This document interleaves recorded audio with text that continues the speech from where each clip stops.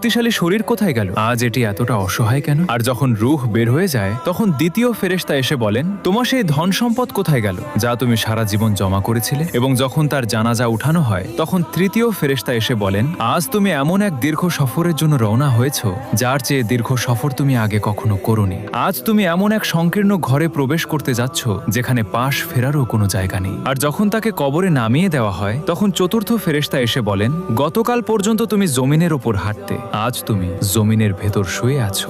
গতকাল পর্যন্ত তুমি হাসতে, আজ তুমি কাঁদছো। গতকাল পর্যন্ত সবাই তোমার সাথে ছিল, আজ তুমি একা পড়ে আছো। এবং যখন কবরে মাটি দিয়ে দেওয়া হয় আর সবাই চলে যায় তখন পঞ্চম ফেরেশতা এসে বলেন, তোমার সব আপনজন তোমাকে ছেড়ে চলে গেছে, তারা যদি থেকেও যেত তাহলেও তোমার কোনো লাভ হতো না।